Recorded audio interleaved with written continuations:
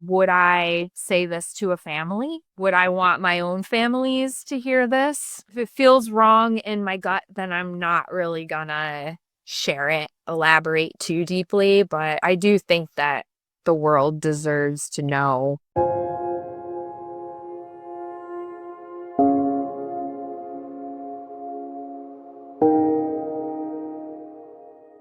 Hi, everybody, and welcome to another episode of the Glam Reaper podcast. I'm your host, Jennifer Muldowney, aka the Glam Reaper, and we are bringing some festive spirit into the Glam Reaper podcast today because it is the Christmas period. And so it is the season to be thankful and to be loving and all of the things. I am so excited to have this guest on the podcast this year to close out the podcast. I just think it's the best one ever. We have the most beautiful spirit in the whole world, the beautiful Eileen from Hollis Funeral Home. Cue applause. Welcome. We had a bit of a giggle recently, a couple of months ago at the NFDA, where we met and could properly kind of connect. I say properly connect. It was still a fly by the night, really, wasn't it? It was just, it's always so busy. You were there representing the NFDA, or like doing a bit of what you do best, making shit go viral. Yeah, I mean, I had no idea what to expect because I've only been to the New York State ones, and that was just a small fraction of what the national one. It was like everyone was there. Crazy. Mind blown. Yeah, it was crazy. And we were there, and we actually released an episode of the podcast talking about some of the different conversations we had. And I think you featured in one of the videos because it was you and I fangirling over the mushroom caskets, the loop. Yes. They were really, really cool. And you made a really good point about how soft the urn was. It was kind of nice and soft and squishy. What was your favorite thing at the NFTA? Anything in particular stand out? I think, well, I really liked the welcome party. I just never been in the House of Blues, just so cool to see all those funeral directors and their loved ones, their wives, whatever, Yeah. all smashed into a huge building. And it was exciting because there was so many different little twists and turns in that place. And It was great. Everyone dressed up in the 1920s. yes, that was so fun. I love seeing people in costumes. I love when people really take that seriously. One avenue of this place led me to Verney Fountain, which was cool. I was kind of running around with Amanda and Ben, and they introduced me to Verney, which was like, I mean, that's big. I've only read about him in my textbooks, I've never thought in my life that I would ever meet him, but he was just so nice. So that was one of my favorite parts. The second best was just connecting with everyone and meeting everyone and talking to everyone. And It's a great, it really is a great, the fact that it happens sort of once a year and people come from all over the world. So like the NFDA is international. Like there's Australians, there's fellow Irish people, there's English, there were Germans, from all over. It really is, it's wonderful. Now, I'll be honest, I've been going to the NFDA for the last 16 years, like since I pretty much started, before I even moved to the US, because I knew it was where to go, right, to kind of see innovation and see what's going. And I've always been a bit, obsessed with what's the Americans at that we're not doing in Ireland type thing, right? And so I've been going for 16 years, but what blows my mind and doubly as shocked, especially for you, is that you hadn't been. And but that's so usual for the average quote unquote funeral director that they don't actually get to go to these national conferences. Bonkers. I don't think that my dad has ever been, and he's been a funeral director for well over 40 years. Wow. So next time I go, I really want to take him with me. Yeah. I would love to even take my husband. I mean, that's expensive to took everyone, but like what an experience it was. And I'm just so grateful that they wanted to even, fly me out there. And like, I was like, are you sure? Yeah. You want to do that? It was just so cool. And I'd love to go back. I really wish I could have explored Chicago more fully, though. I just didn't have enough time to really get out and about. I did the Frigid Run, which was really fun. I feel like I've gone to these, like, I gear up to the NFDA almost like I'm gearing up to do a marathon, because it's like I did a couple of TikToks from it, and it's so intense. And it's a lot. It's like you're up early, you're walking the exhibition floor, you're meeting people constantly. You barely get time to like grab lunch or whatever. Or if you do, you're doing it with people, which none of this is bad. This is all good stuff, but it's just intense. And then you might come back to the hotel room, do a quick change, and then you're out to some evening thing. And if you're Irish, you're having a few drinks, and it's networking 24/7. You're lucky if you get 6 hours sleep a night. And you don't usually get to go to the cities unless you extend your trip in some way. So it's intense. It's a lot. Yeah. I think I was there. Got there Sunday, had the full day Monday, and then left by like noon on Tuesday. So it was very fast. But I just like the Monday night, I was so tired from the expo, just so many hours. And then, the neon lights in there. Yeah. The fluorescent lights. Yeah. It's like being in Times Square. I was starving. I was like, I'm just going to order from here in this hotel room, and I'm going to take a shower and just watch crap TV and have like silence, because when I go home, then it's like, Murray's just right on top of me all the time. And yeah, so that was great. It's a great, any of these work conferences are great opportunities for moms or dads to get away from the chaos that home. Yeah. And it's a legit excuse. It's not a holiday. You're still at work, but you get quiet.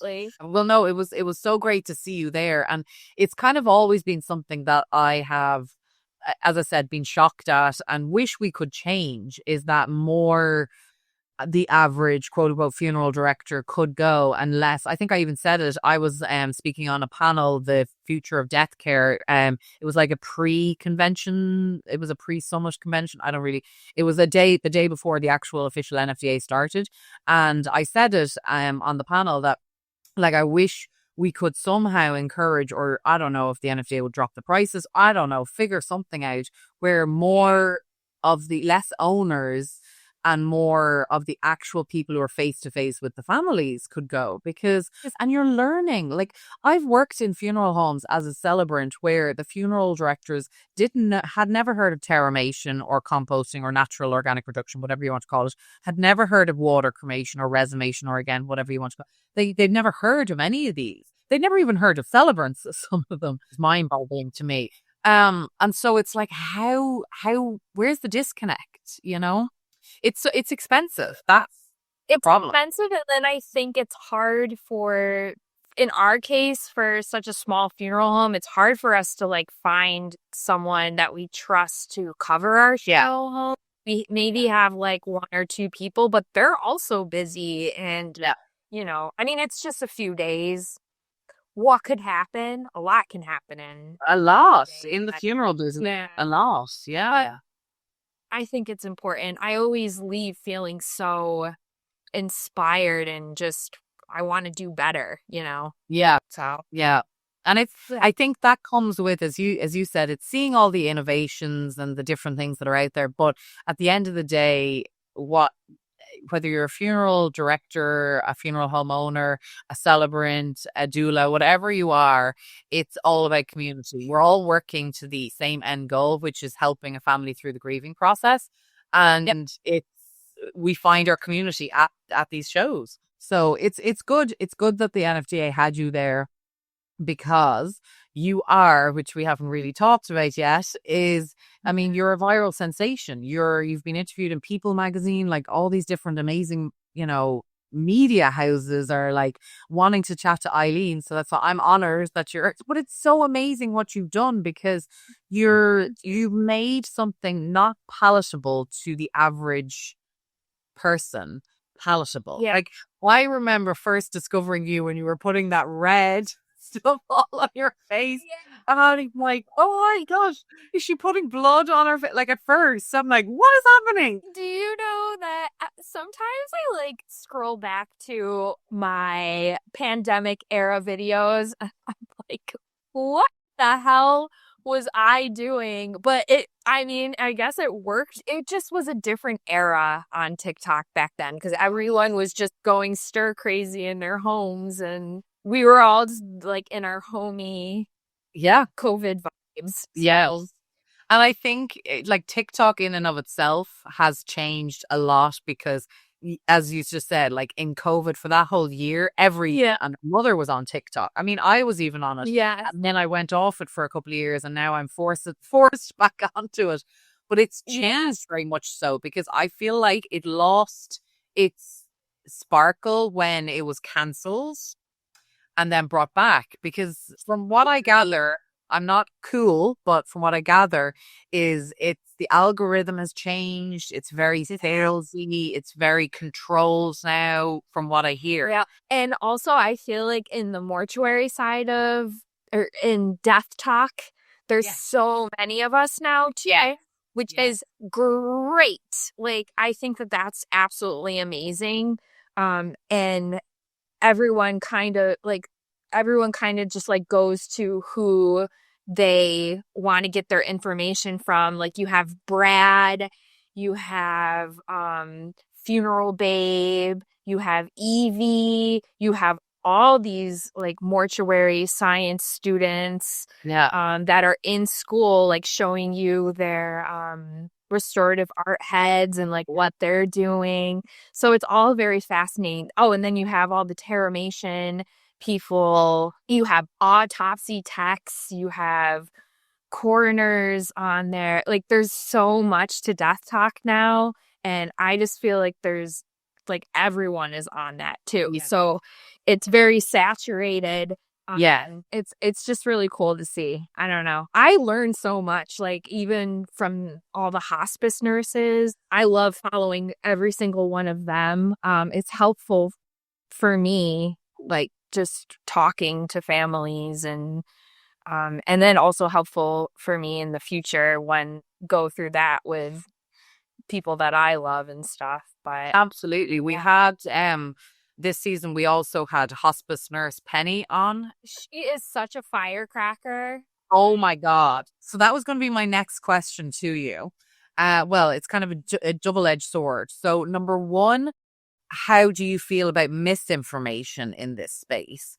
And number two, have you I mean, these are both big questions. Have you had any experience like she did with trolls and you having strong opinions?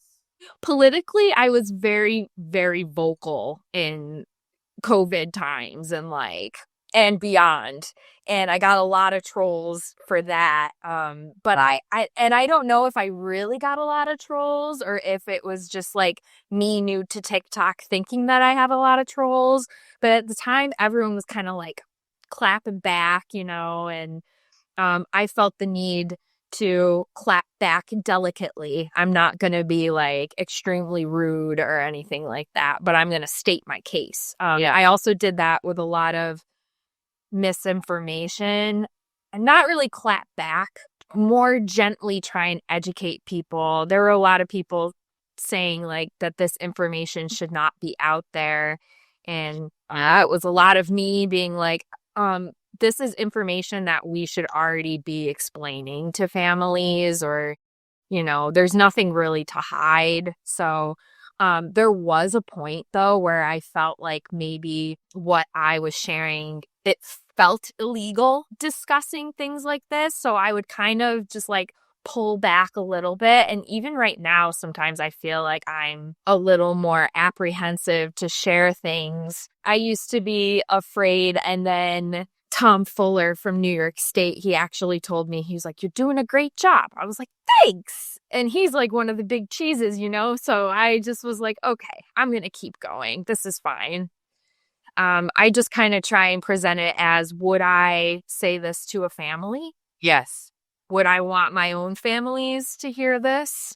Or, you know, if it feels wrong in my gut, then I'm not really gonna share it. Or elaborate too deeply, but I do think that the world deserves to know funeral.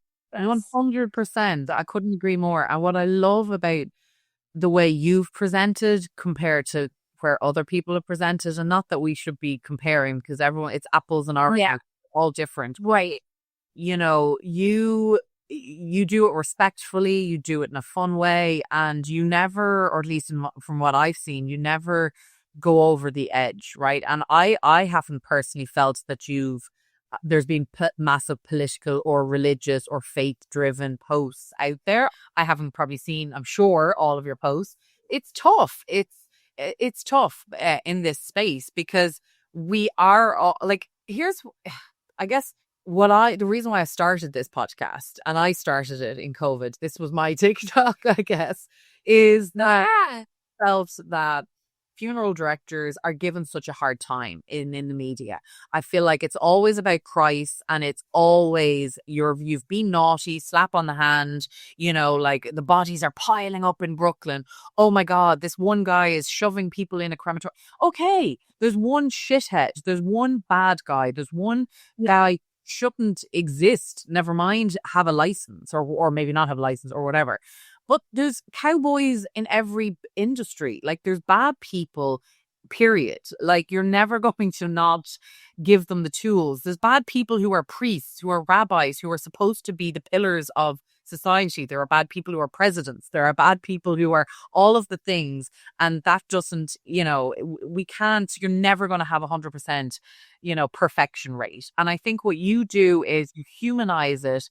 Like what I try and do, I mean, the people who listen to this podcast are funeral directors, funeral professionals in general, but also Joe Public, also the public, because they're curious, and they're interested in what might happen. And the people who look at your TikTok are interested in what happens after I die. People either lean in or they lean out. And if you lean out, that's okay. Don't look at my TikTok. Don't listen to my podcast. Yes. That's what I always tell people from day one. I said, this is just a tool. If you want to know information, or if you want to know the life of how we're living it, just come and go as you please. I'm not like forcing anyone to stay in this, death community. Like, just come and go. Use how you would use a funeral home. It's fine. There's a lot of people in power, people who are above funeral homes, et cetera, who have, even young people who have expressed to me that they don't love these death influencers, and they don't love this sort of new trend, and this, it's spreading misinformation and all that sort of stuff. My response to that is, yes, none of us want fake news out there, right? None of us want, but you're not going to stop that in this age of information. You're not going to necessarily stop people from spreading, growing up, it was kind of called Chinese whispers. Somebody would tell me something, I would translate it into something else, and then it suddenly, when it got to the 100th person, was completely like telephone. But I feel like, exactly as you said, while the market has become saturated right now, as in there's a lot of people, it doesn't mean to say, if you're listening, start that TikTok, start that account, do thing, go you do it. But it's wonderful that these conversations are being had, that Joe Public, the person on the street, is actually considering pre-planning, is actually considering now, do they want to be cremated because they maybe saw a video that Eileen did on cremation? Do they want terramation because, or maybe they want a mushroom casket because they saw it on the Glam Reaper podcast, whatever, who knows? There's been a lot of people that just reach out and they say, because of you, I know what I'm doing now, or I knew how to help my family, or, back in the day, people used to DM me and I would help them like read their autopsy reports. I was like, why was I doing? I'm like, here's what this word means. This word means. I was like, this is what it looks like to me. But if you don't, you can always call your meditation. Yeah, you can either Google hunt it out, or you can call your medical examiner's office and maybe they would tell you. Like, I don't know, but that's just like how deep I was into my DMs. Like, I really would go You read everything, like respond to everyone. And then I just was like, okay, I can't do that anymore. I mean, how many followers do you have now? Like 935K or something. Wait, nearly 1 million followers? It ebbs and flows. So Yeah. we'll see. Maybe someday I'll make it to 1 million. Maybe not. We know you there at that party because you became like the internet's like death agony aunt in a sense. Yeah. You also are not, and I've addressed this with a photo on my Instagram page, is you're not the quintessential funeral director. You don't look like what people envision. Neither does your dad. Like, you as a family look like what you expect the funeral directors to look like. I mean, if we can get away with it, we look like this. When we're not, like, nothing was really on the schedule today. I was just, running to the crematory to drop someone off and, picking up death certificates. We're not, like, going to be in a suit for that. Some people would be in a suit for that, but not us. So we like to be as chill as possible. And then, when the time calls to be dressed up, whether that's meeting with a family or, funerals, and we're dressed up then. Sometimes people even they say, don't get all dressed up for us. I can tell you right now, when I have to deal with my parents, back home, I would rather my funeral director meet me in a lovely comfy sweater and jeans and whatever. I would rather that, because here's the thing. I feel less intimidated. If there's a guy, I mean, unfortunately, we all know it's a lot of white men still controlling this, but yeah, comfy guy, middle-aged white guy in a suit who's kind of looking down on me, it doesn't feel comfortable. And that's, I think, where the pressure and the sales comes into it. Is you're not, like, I talked about this on the panel as well, where, I used to use this phrase a lot, meet people where they're at. And I feel like it's the now and everyone's using it. And I'm like, but are you actually understanding what that means? Because meeting somebody where they're at is coming down to their level and holding their hand, and actually, it's not you sitting in a suit with a big oak table between you, and you pontificating about the different types of caskets and how luxurious this varnish is versus this other one, when that's not maybe what they care about. Food or the music or whatever else, what made mom. I don't know. Yeah, the personalization of it all. It really is. That's more of what I'm concerned with, what type of casket you're getting, because a casket is a casket is a casket, as my dad says. Yeah. Even though my best friend who's a funeral director fights me on this, because he's like, no, it's so important. I'm like, okay, calm down. So there are some shit caskets out there. So I will say that a casket is a casket is a casket. Yes, it all holds the person, but there are some very terribly made ones. I mean, there's those homemade ones too. Oh yeah. I mean, actually, we've had some, like, woodworkers make some caskets, and they've been pretty good. I mean, they're just very basic, but but I was blown away. I don't like the embossed ones, like the fuzzy casket. I liked, honestly, that mushroom one that we were looking at. My friend who loves caskets hated that. We actually had I took my exact reaction to him. I was like, what do you mean? I said, to me, that looks like a warm, cozy hug, a little blanket. But again, this is what I'm actually always preaching, is this just goes to show, like, we're two best friends. We could not be more different when it comes to our funeral. Yeah. And that's the thing. That. Yeah, you have to meet people where, like, he values music. He wants a bloody orchestra. He values the casket. I don't. I value the food, the people, the drinks, the speeches. We're all just different. I like that, he wants a whole bougie funeral. That's good. Yeah. I was so mad. So I said at the start, we did a podcast episode on our time at the NFDA. But we had run into technical difficulties because the microphone I was using, it didn't record any of the audio.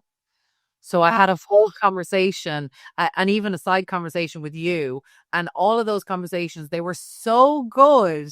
And I even had my recording. And then when it came down to editing, we had no audio. So we had to get everybody. Yeah, you were working so hard too. But you learned, like, you were making it sound like look so easy. Like you had your little like candy cocktail in your hand and like Always a cocktail. you were getting down to it. I know.